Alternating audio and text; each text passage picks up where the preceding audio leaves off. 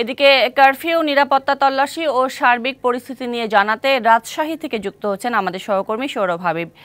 সৌরভ, জানাবেন রাজশাহীতে দিনভর কি দেখলেন, এখন পরিস্থিতি কেমন? সুরভি, আজকে সকাল থেকেই আমরা রাজশাহীর বিভিন্ন গুরুত্বপূর্ণ মোড়গুলোতে ঘুরেছি, দেখেছি এবং প্রতিটি মোড়েই কিন্তু কঠোর নজরদারিতে ছিল, চেকপোস্ট ছিল। পুলিশ, বিশেষ করে পুলিশ সদস্যরা কিন্তু প্রতিটি মোড়ে মোড়ে চেকপোস্ট বসিয়ে তল্লাশি চালিয়েছে এবং যারা সদুত্তর দিতে পারেনি তাদেরকে ফেরত পাঠিয়েছে এবং যারা হয়তো হাসপাতাল বা জরুরি প্রয়োজনে বা কারফিউ আওতামুক্ত যারা ছিলেন তাদেরকে কিন্তু বিভিন্ন স্থানে যেতে দেওয়া হয়েছে। এছাড়া কিন্তু সারাদিন কিন্তু কোথাও কোনো অপ্রীতিকর ঘটনা ঘটেনি, একেবারেই শান্তিপূর্ণ ছিল। এখানে বিএনপি, জামাত বা দুর্বৃত্ত যারা নাশকতার মতো ঘটনাগুলো ঘটাচ্ছে তাদেরকে কিন্তু আমরা সারাদিন মাঠে নামতে দেখিনি। এবং এই যে এখন রাত, এখন 9টা বাজে, 9টা পেরিয়ে গেছে, এখনও কিন্তু রাজশাহীতে সেনাবাহিনী আসেনি। তবে জেলা প্রশাসক আমাদেরকে জানিয়েছেন যে সেনা সদস্যরা কিছুক্ষণের মধ্যেই রাজশাহীতে প্রবেশ করবে। আমরা এখানে একজন চিকিৎসক নেতা আছেন, ডাক্তার চিন্ময়কান্তি দাস, তার কাছে একটু জানবো, একটু বলবেন যে এই যে কারফিউ হচ্ছে, এতে এটা কি ভালো হচ্ছে না, জনজীবনে কোনো ভোগান্তি হচ্ছে, আর যে জ্বালাও পোড়াও যে অবস্থা ছিল এ থেকে নিরাপদ বোধ করছে কিনা মানুষ? ধন্যবাদ আপনাকে। দেখুন, খুব অল্প কথায় তো বলা যায় না। আপনি জানেন যে কোটা বিরোধী বা বৈষম্য বিরোধী যে আন্দোলন হচ্ছিল সেটা কিন্তু আলাপ আলোচনার মধ্যে এটা নিরসন হয়ে যেত এবং সেই ধরনের প্রক্রিয়া কিন্তু সরকারের তরফ থেকে ছিল এবং বলেছিল যে এটা সম্ভব।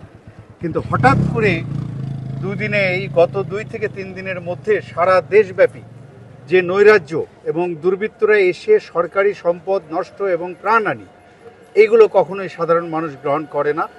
আপনি যদি, এবং এর ভেতরে বিরোধী দলের মদত আছে এবং তারা ওয়েল অর্গানাইজড। আপনি যদি দেখেন ঢাকায় যে সমস্ত তাণ্ডবগুলো হয়েছে, সরকারি সম্পদ, এটা কোথায় সম্ভব? এটা সম্ভব আপনার যদি কোনো দাবি দেওয়া থাকে, কোনো যদি বিরোধিতা থাকে। কারফিউ দেওয়াতে কি সাধারণ মানুষ কি নিরাপদ বোধ করছে কিনা? এখন ডেফিনেটলি নিরাপদ বোধ করছে এবং এটা শুধু নিরাপদ বোধ করলেই হবে না। কারফিউ দিয়ে এই যে নৈরাজ্য, এই যে দুর্বৃত্তদের যে কর্মকাণ্ড, এদেরকে খুঁজে বের করে তাদেরকে আইনের আওতায় নিয়ে আসলে সাধারণ মানুষ কিন্তু আরো খুশি হবে, কারণ মানুষ এগুলো চায় না, শান্তিপূর্ণ অবস্থান চায়।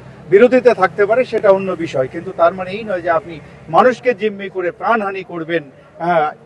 এইগুলো কেউ চায় না। আমরা আরো কয়েকজনের সাথে কথা বলবো, একটু বলবেন যে এই যে কারফিউ চলছে, এতে জনজীবনে ভোগান্তি কেমন? ইন্টারনেট বন্ধ আছে, এতে কোনো সমস্যা হচ্ছে কিনা?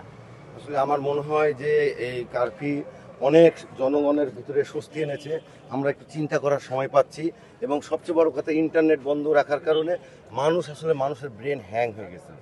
এত গুজব, এত অন্যরকম নিউজ, যা দেশের সাধারণ মানুষের কাছে খুব ব্যাড ইম্প্যাক্ট, তাদের ঘুম নষ্ট হয়ে গেছে।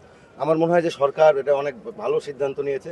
আমি সমর্থন করি কারফিউ এবং এই ইন্টারনেট যে বন্ধ করেছে, এতে আমি মনে করি যে এদেশে মানুষগুলো অন্তত একটু চিন্তা করার সময় পেল। আন্দোলন যারা করছে, সাধারণ মানুষ যারা খেটে খাওয়া মানুষ, যারা, তাদের ভোগান্তি কেমন হচ্ছে? অনেকেই তো কাজ পাচ্ছে না। ভোগান্তি তো একটু সমস্যা হবে, এত বড় ঘটনা। আসলে আমাদের ভিতরে অনেক আতঙ্ক কাজ করেছে।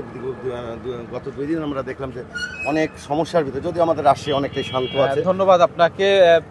সুরভি, শুনছিলেন যে এখানকার সাধারণ মানুষ এবং এখানকার জনসাধারণে স্বস্তি এসেছে, এটাই আসল খবর। অসংখ্য ধন্যবাদ সৌরভ হাবিব আপনাকে যুক্ত হবার জন্য।